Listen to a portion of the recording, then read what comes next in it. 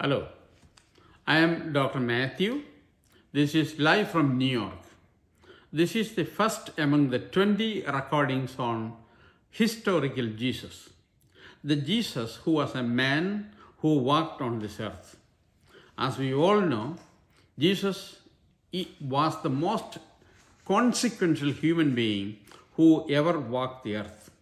At present, nearly 1/3 of the world population are Christians, supposedly his followers. Jesus is described by many people in many different ways. First and foremost, he is described as an apocalyptic prophet, a prophet who declared the imminent coming of the God coming down through the clouds, who will separate the sheep from the goat and destroy the evil and establish the kingdom of heaven on earth.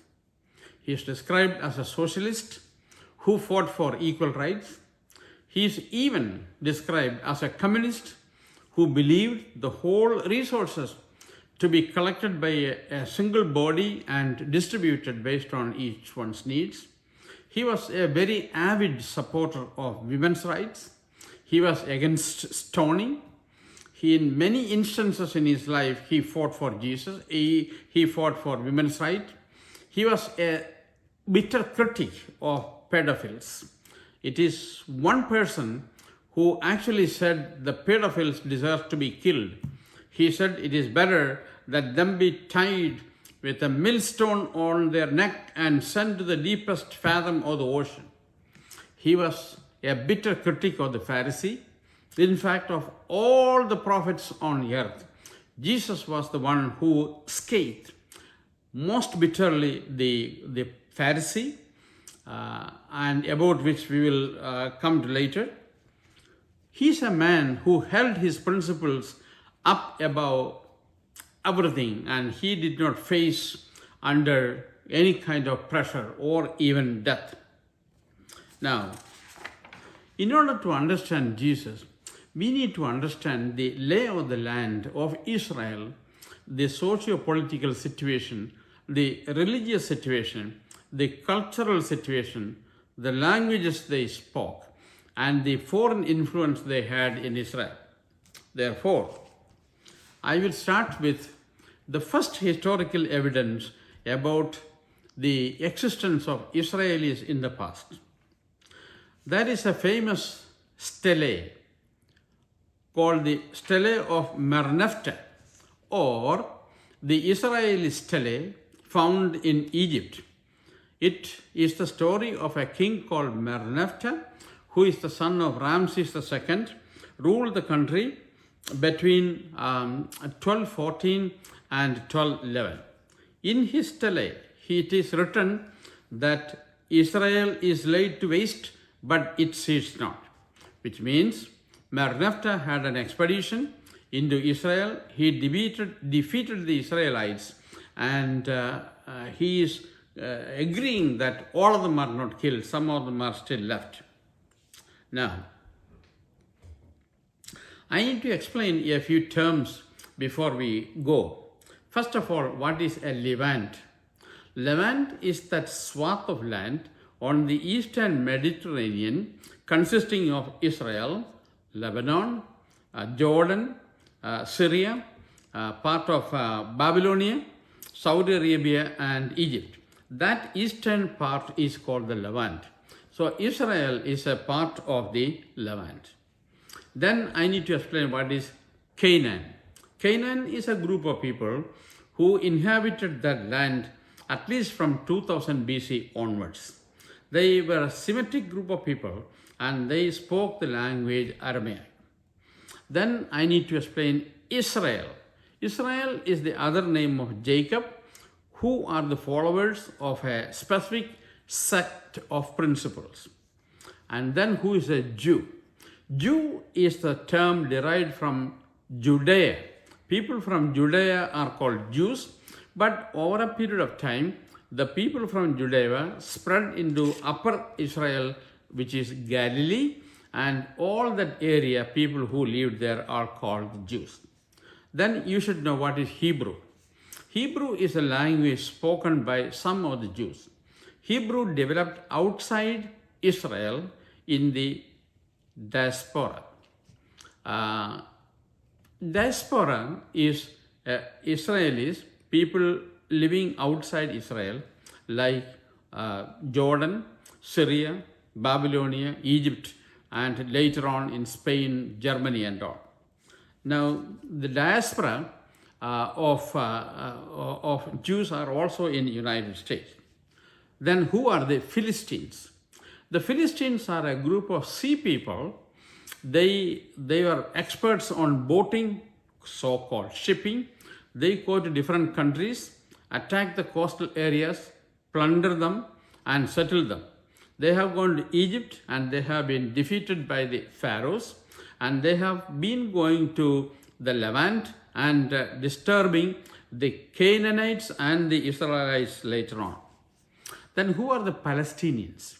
Palestine is a term coined by Herodotus around 480 BC.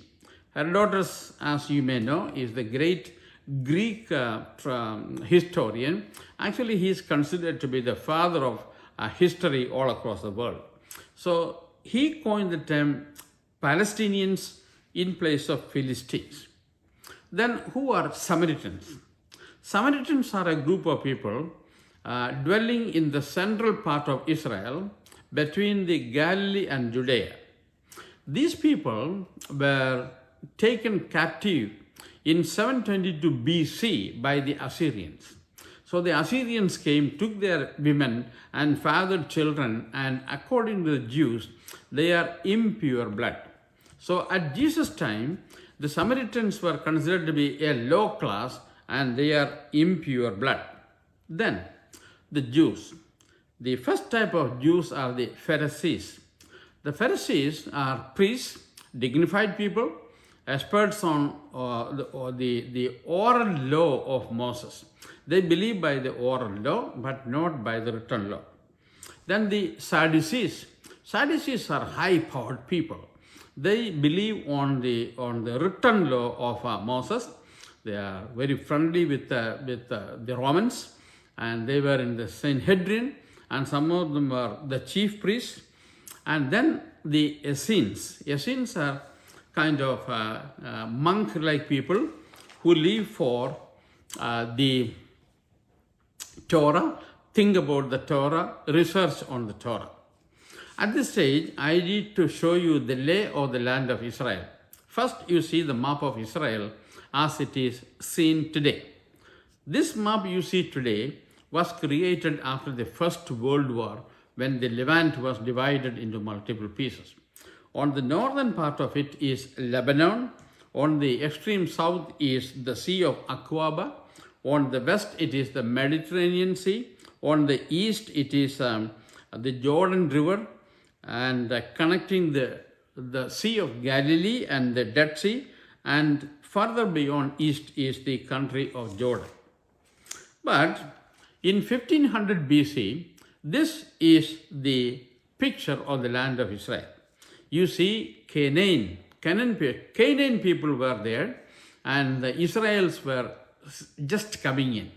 Most likely, the Israelis came into Canaan land around 1400 BC, crossing the Jordan River. So originally, they are east of Jordan River in Jordan, or most likely in Babylonia. And then on the western coast, up north, you have got a fair amount of Canaanites settled down in Lebanon. And in today's land, the Gaza Strip is occupied by the Palestinians. So this map is about around 1400 BC.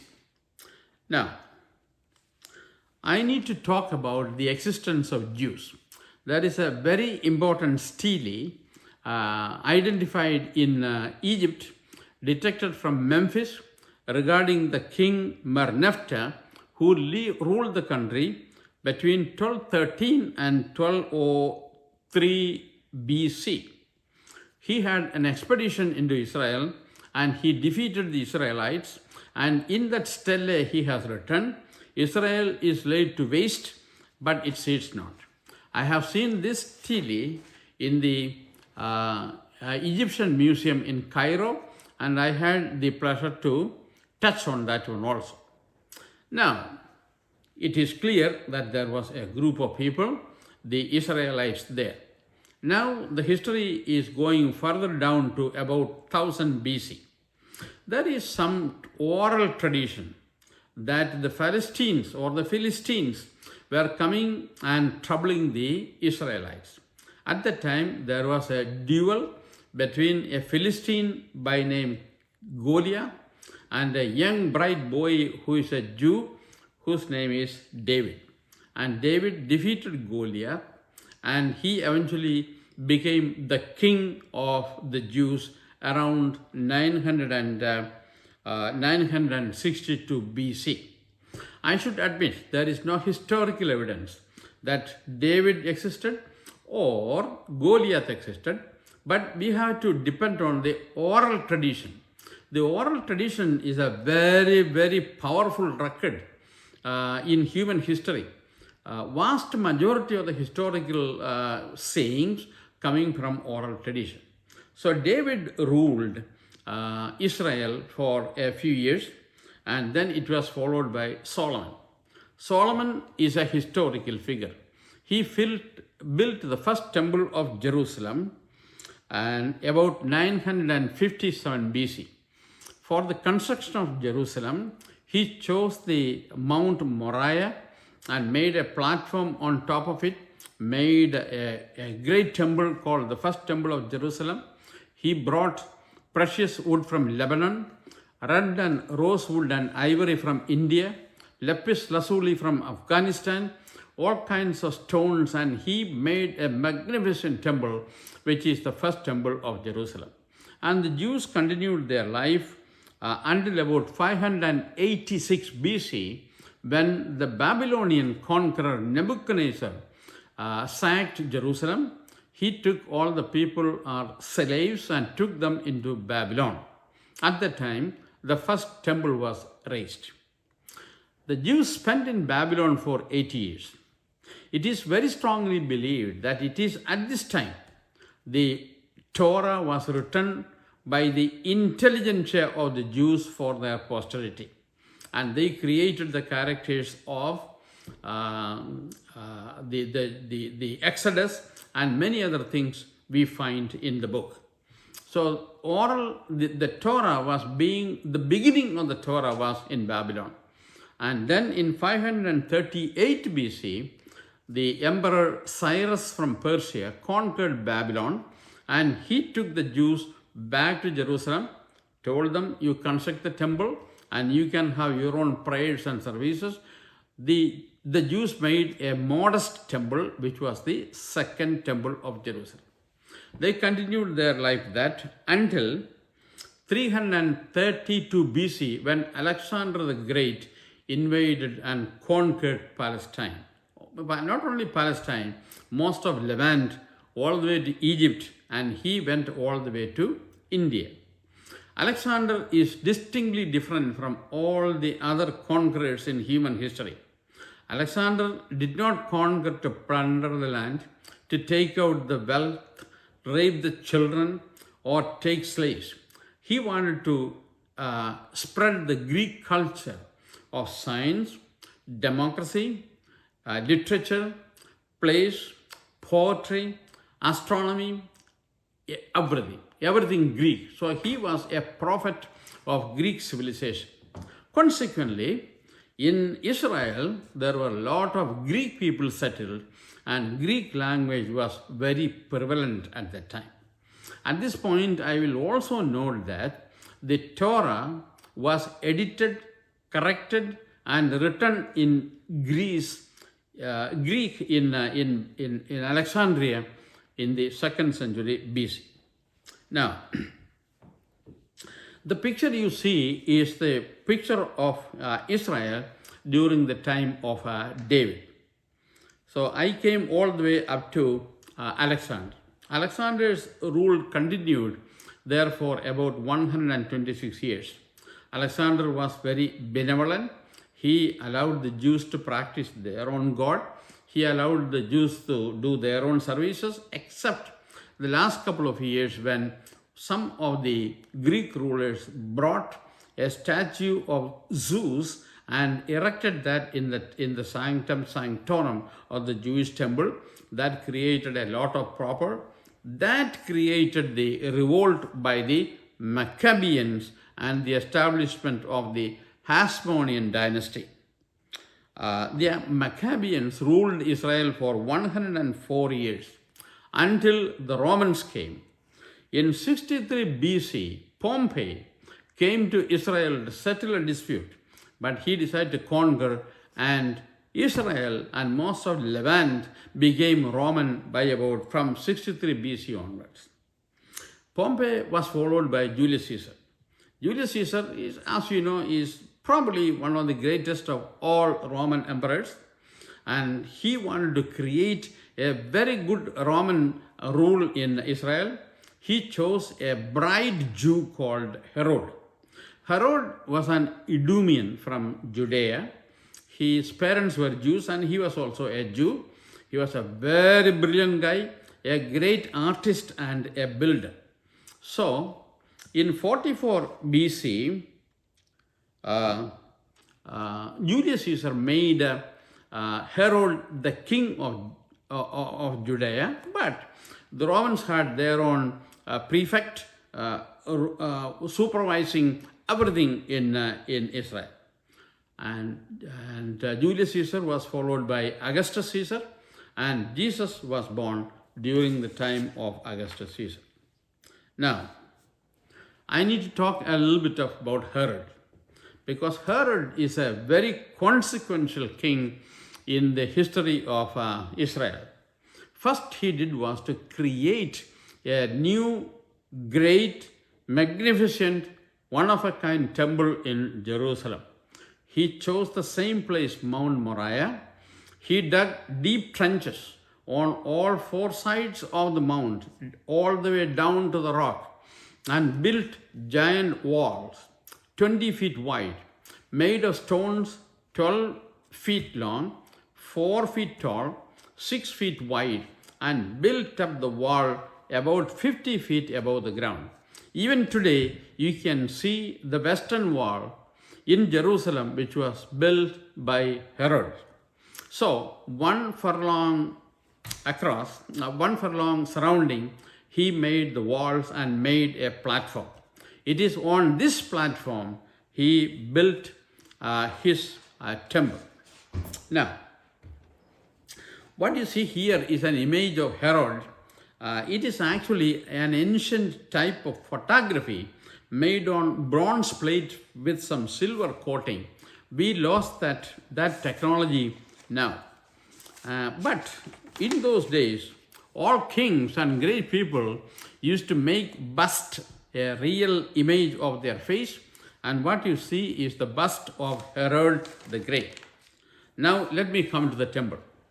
You can see the platform on top of the mountain, and there is cloisters on all four sides. These cloisters are extremely beautifully made on marble and precious stones with intricate carvings and wine hanging, and the cloisters were covered. But when it comes to the cloister on the southern side, it is a totally different story. Now you see a magnification of the cloisters on the southern side. Here there are 3 cloisters on the ground floor and 1 cloister on the upper level. It is here that all government activities, all church activities, all business were done. People from different parts of the world came there to worship. They had to buy an animal for sacrifice, but the temple accepted only temple coins. Therefore, they had to change their currency into temple currency. That is the reason why money changes were very important in the smooth continuation of temple services. And later on, I will tell you, this is the place where Jesus entered and fought with the money changers. It is a place where all people from across the world came and sold their precious materials, statues, statuettes, gold, diamond, jewel, etc. So this is the southern cloister. Now let me take you to the temple proper. This image is the temple proper. It is a rectangular structure. At the very entrance, there is the court of Gentiles, and a little further in is the court of women, little further in the court of priests. Then you will see an elevated marble structure, that is the sanctum sanctorum, inside which there is a rock, and apparently Abraham was trying to sacrifice his son on that rock in this place. So only the high priest can enter the sanctum sanctorum, that too only on certain occasions. This is a very interesting image which we got from the western wall side. What you see on the left hand side is the remaining of the Antonio Tower, which Herod built to please Mark Antony. Now, as I mentioned to you before, Herod was a great builder. What you see here is the image, artist reconstruction of the Masada. The Masada is a hill area on the northwestern part of the Dead Sea, about 1,424 feet from the ground, and he built a glorious palace on 3 tiers, tier 1, tier 2 and tier 3. And in tier 3, in the womb of the mountain, he created another palace with a swimming pool, and water was brought into the swimming pool from the cisterns and by slaves carrying water from elsewhere. So it is the summer palace of Herod the Great. And as you will see later, this was destroyed by the Romans between 75 and 80 AD. Now this image is what is left of Masada today.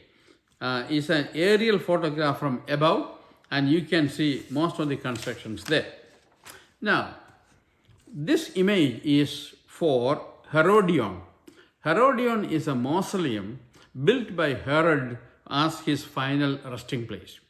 Herodion is again a hill about 2,487 feet from above sea level, 12 kilometers south of Jerusalem.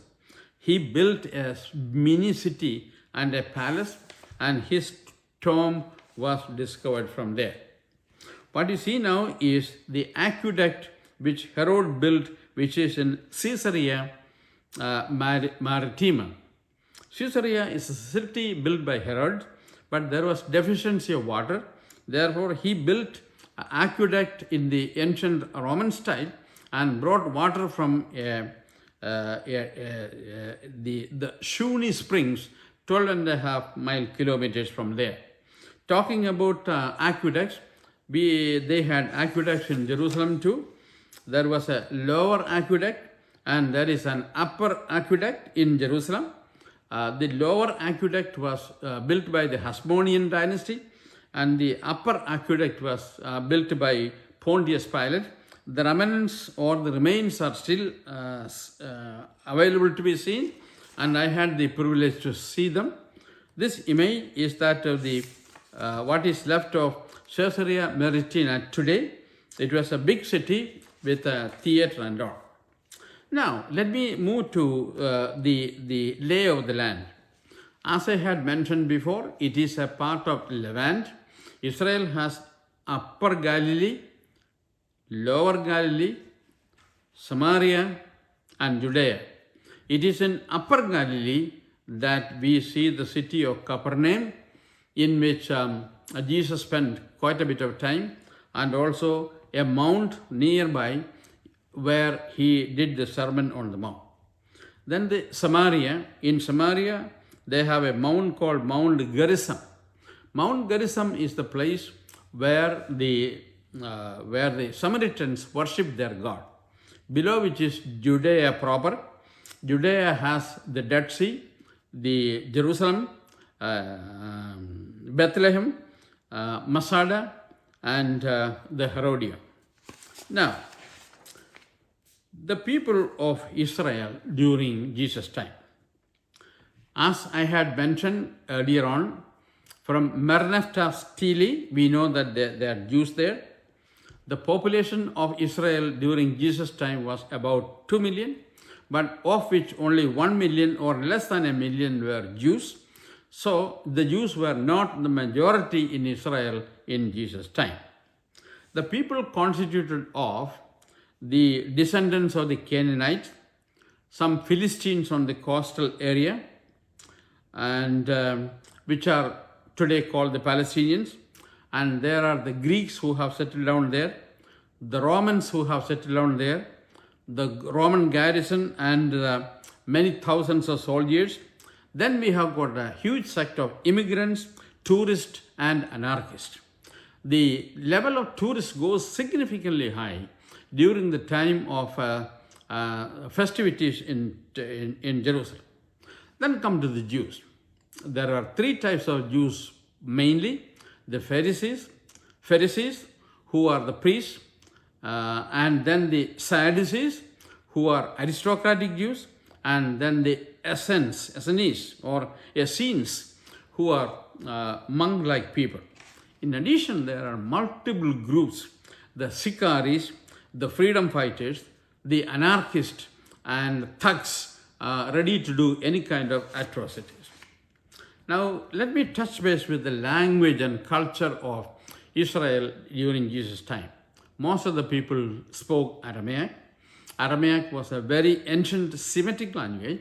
The Canaanites used Aramaic, and subsequently the Jews also were Semitic language followers. Then there is Hebrew. As I had hinted before, Hebrew is very closely related to Aramaic, but it developed outside of Israel in the diaspora.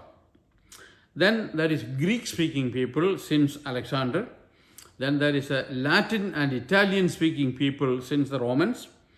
And the educated people in Israel, particularly in the Galilean area, most of the people did speak Greek and multiple languages. We can assume that Jesus was minimum trilingual. He spoke Aramaic, he spoke Hebrew, and he spoke Greek. Now, what are the books they read those days? It is easy to see that there was very significant infusion of Greek culture and Roman culture. They may have read Hesiod, Aesop's, Homer, Aristotle, Cicero, Virgil, Plato, Herodotus and all. Just like the literature people reading today, they also read and studied them. Now, and finally, let me go through the social practices in those days. In Israel at that time, it was the oral Mosaic law that was in existence. The oral Mosaic law was practiced by the Pharisee.